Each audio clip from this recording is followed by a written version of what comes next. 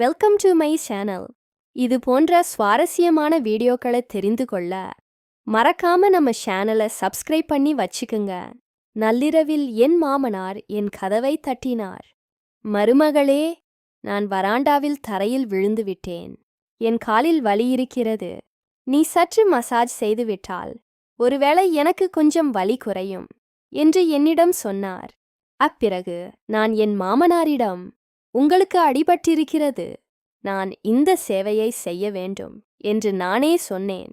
பிறகு என் மாமனாரிடம் காலில் அடிபட்ட இடத்தில் சிறிது மருந்து போட்டு மசாஜ் செய்யத் தொடங்கினேன். அதன் பிறகு நடந்ததை யாராலும் கற்பனை செய்ய முடியாது. ஹனாஸ், தன் பிறகு எங்களுடைய வாழ்க்கை முழுவதும் மாறிவிட்டது. என் திருமணமான 10 மாதங்களுக்குப் பிறகு என் கணவர் திடீரென ஒரு சாலை விபத்தில் இறந்துவிட்டார். என் அண்ணன் மிகவும் கஷ்டப்பட்டு அங்கும் இங்கும் கடன் வாங்கி எப்படியோ என் திருமணத்தை நடத்தினார். ஆனால் 10 மைன்ஸ்குள்ள நான் மீண்டு வந்து என் பெற்றோர் வீட்டுக்கு வந்துட்டேன்.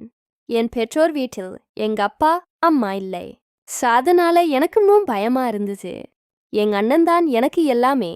என்னை படிக்க வைத்து எனக்கு திருமணம் செய்து வைத்ததும் என் அண்ணன்தான். நான் மீண்டும் என் பெற்றோர் வீட்டுக்கு வந்தால் என் அண்ணி ஏதாவது சொல்வாள். யாருடைய மடியில் என் முகத்தை மறைப்பேன்? என் தாய் தந்தை இல்லாததால் பயம் இன்னும் அதிகமாக இருக்கிறது. அப்புறம் திடீர்னு ஒரு நாள் என் மாமனார் எங்கள் வீட்டிற்கு வந்து என்னை மீண்டும் தங்கள் வீட்டிற்கு அழைத்துச் செல்ல விரும்புவதாக என் அண்ணனிடம் சொன்னார். என் அண்ணி உடனடியாக ஆம் என்று சொன்னாள். பல எங்க அண்ணன், இப்ப இது உங்க மகன் இல்ல, ஏன் என் சகோதரியை அழைத்துச் செல்ல விரும்புகிறீர்கள் என்று கேட்டார். இதற்கு என் அண்ணி, இதில் இவ்வளவு யோசிக்க என்ன இருக்கிறது? அவர் அவளை அழைத்துச் செல்ல விரும்புவதாகச் சொல்கிறார். அவரை அழைத்துச் செல்ல விடுங்கள். அவள் அவர்களின் வீட்டிற்கு மருமகள். மகன் இருந்துவிட்டால் என்ன? அவள் தன் மாமனார் வீட்டிற்கு போகலாம் என்று அண்ணனுடன் சண்டையிட ஆரம்பித்து விட்டாள். அண்ணியின் இந்த சண்டைக்குப் பிறகு என் அண்ணன் வேறு எதுவும் கேட்காமல், என் சகோதரி அங்கே மகிழ்ச்சியாக இருந்தால் ஒரு அண்ணனாக நான் மகிழ்ச்சி அடைவேன், நீங்கள் அவளை அழைத்துச் செல்லுங்கள் என்று சொன்னார். பிறகு என் மாமனார் என்னிடம், சரி மருமகளே, உன் பொருட்களை எடுத்துக்கொள் என்று சொன்னார்.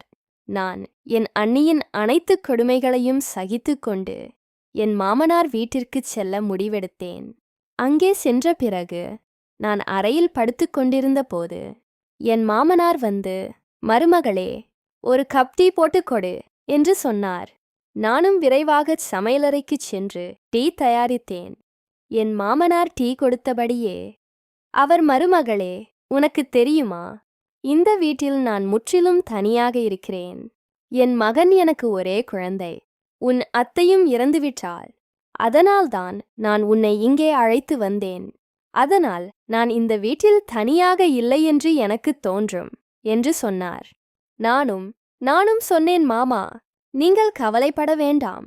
நான் உங்கள் மகள் போன்றவள். நான் எப்போதும் உங்களுடனே இருப்பேன் என்று சொன்னேன். பிறகு என் மாமனார், நீ என்னுடன் இருப்பாய் என்று எனக்கு தெரியும். ஏனென்றால் உன் அண்ணி உன் தாய் வீட்டில் உன்னை நிம்மதியாக இருக்க விடமாட்டாள் என்று சொன்னார்.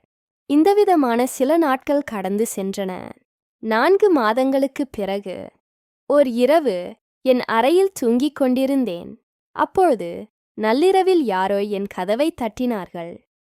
இது என் மாமனாராகத்தான் இருக்கும் என்று நான் புரிந்து கொண்டேன்.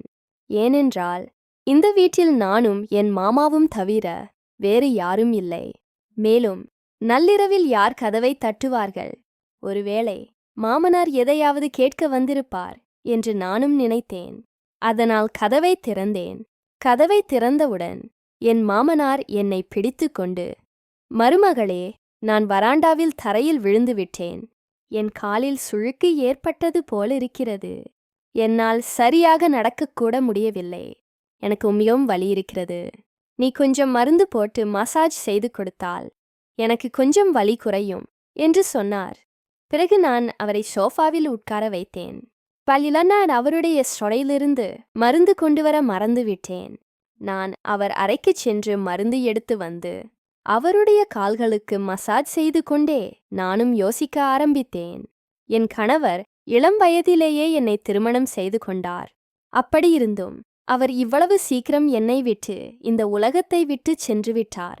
இதையெல்லாம் நினைத்து கொண்டே நான் என் மாமனார் காலில் மருந்து போட்டு மசாஜ் செய்து கொண்டிருந்தேன். அவர் என்னை வினோதமாக பார்த்து கொண்டிருப்பதை நானும் பார்த்தேன். அதனால் எனக்கு ஏதோ வித்தியாசமாக தோன்றியது. இப்படியே இரவும் கடந்தது.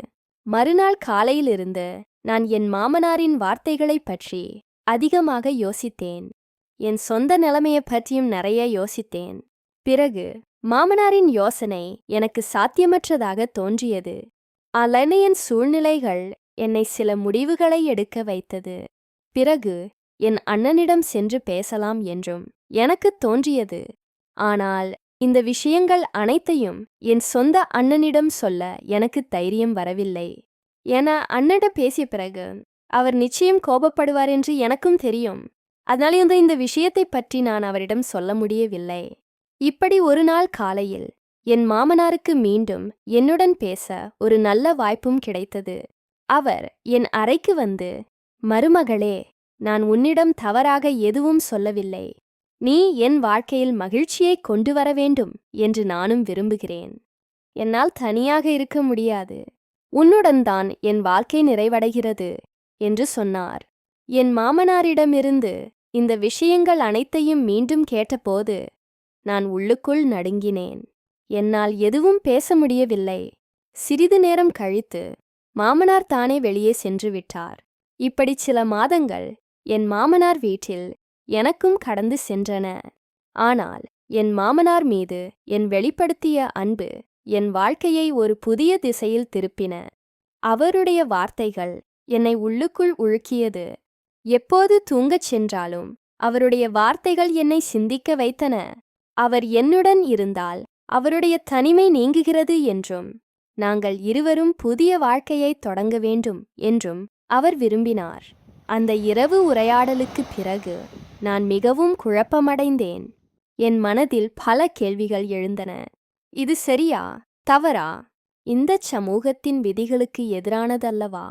ஆனால் எங்கோ என் இதயத்தில் என் மாமனார் உண்மையில் தனிமையில் போராடுகிறார் என்ற எண்ணமும் இருந்தது. நான் மிகவும் யோசித்த பிறகு அவரிடம் பேச முடிவு செய்தேன். ஓர் இரவு மாமனார் தூங்கிக் கொண்டிருந்த போது நான் அவருடைய அறையின் கதவை தட்டினேன். அவரும் கதவை திறந்தார். என்னை பார்த்து சற்று ஆச்சரியப்பட்டார்.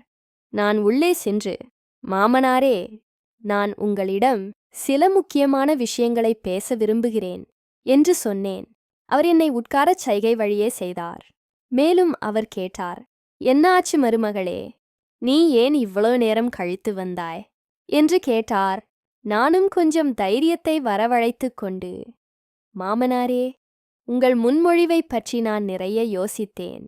நீங்கள் தனிமையில் போராடுகிறீர்கள் என்பதையும் ஒரு துணையின் தேவை உங்களுக்கு இருக்கிறது என்பதையும் நான் புரிந்து கொள்கிறேன். ஆனால் இந்த உறவை சமூக மக்கள் ஏற்றுக்கொள்ள மாட்டார்கள் என்று சொன்னேன். அந்த இரவுக்குப் பிறகு என் மனதின் குழப்பத்தை அமைதிப்படுத்த முயன்றேன். தனிமையிலிருந்து விடுபட என் மாமனாரின் நோக்கமாக இருந்தாலும் இந்த பாதையில் செல்வது எங்கள் இருவருக்கும் தவறு என்பதை நான் புரிந்து கொண்டேன். என் வாழ்க்கை பாதையை நான் தீர்மானிக்க வேண்டியிருந்தது.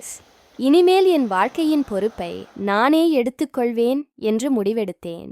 அடுத்த நாள் காலையில் நான் என் அண்ணனுக்கு தொலைபேசியில் அழைத்து அவரை சந்திக்க விரும்புவதாக தெரிவித்தேன்.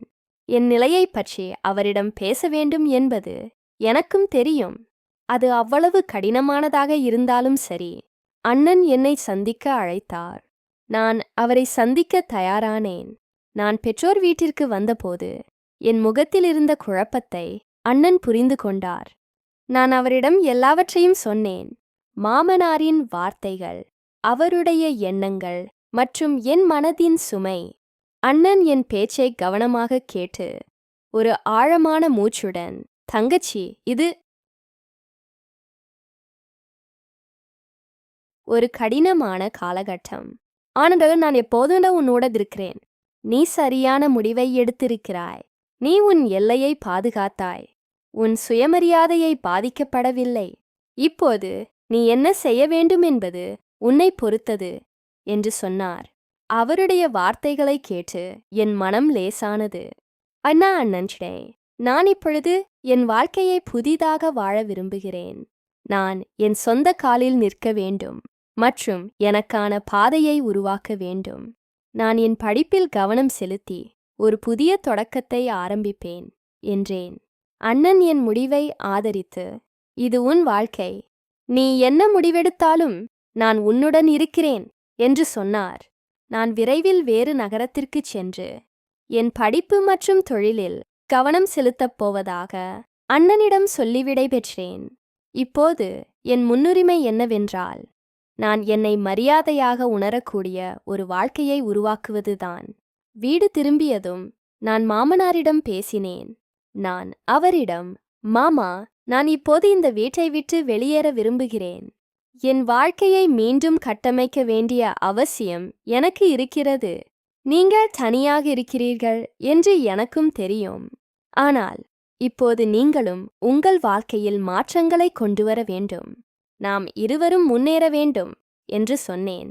மாமனார் என்னை ஆழ்ந்த பார்வையுடன் பார்த்து, மெதுவாக, நீ சொல்வது சரி மருமகளே. என் தனிமையில் நான் சரியான மற்றும் தவறான மதிப்பை இழந்தேன். எனக்கு உன் ஆதரவு தேவைப்பட்டது. மலாசிப்பஸ் நம்முடைய சொந்த பாதைகளில் செல்ல வேண்டும் என்பதை நான் புரிந்து கொள்கிறேன். உன் முடிவை நான் மதிக்கிறேன் என்று சொன்னார். அன்று நான் என் மீதமுள்ள பொருட்களை எடுத்துக்கொண்டு மாமனார் வீட்டிற்கு தாத்தா சொல்லிவிடை பெற்றேன். நானே எனக்கு ஒரு வாக்குறுதி அளித்துக் கொண்டேன். இனி என் வாழ்க்கையை என் கனவுகளுக்கு ஏற்ப அமைத்துக் கொள்வேன். சில மாதங்களுக்குள் நான் ஒரு புதிய நகரத்தில் சேர்ந்தேன். அங்கு என் படிப்பை முடித்து ஒரு நல்ல வேலையை பெற்றேன். நான் ஒவ்வொரு கடினமான சூழ்நிலையையும் எதிர்கொண்டு என் சுயமரியாதையை பாதுகாத்தேன் என்பதில் நானும் பெருமைப்பட்டேன். இந்த புதிய பயணத்தில் நான் முன்பை விட வலிமையாகவும் தன்னம்பிக்கையுடனும் இருப்பதைக் கண்டேன். வாழ்க்கையில் சிரமங்கள் வரும். நம் பாதையில உறுதியாக இருந்து சரியான முடிவுகளை எடுத்தால் நமக்கு ஒரு புதிய வாழ்க்கை கிடைக்கும் என்பதை நானும் உணர்ந்தேன். நம் சுயமரியாதை மற்றும் தன்மானத்தால் நிரம்பிய ஒரு வாழ்க்கை. நண்பர்களே, இந்த வீடியோ பிடிச்சிருந்துச்சு அப்படின்னா மறக்காம நம்ம சேனலை சப்ஸ்கிரைப் பண்ணிக்கங்க. இத பத்தி உங்களுடைய கருத்துக்களை கீழே இருக்கிற கமெண்ட் செக்ஷன்ல கண்டிப்பா சொல்லுங்க. தேங்க்ஸ் ஃபார் வாட்சிங்.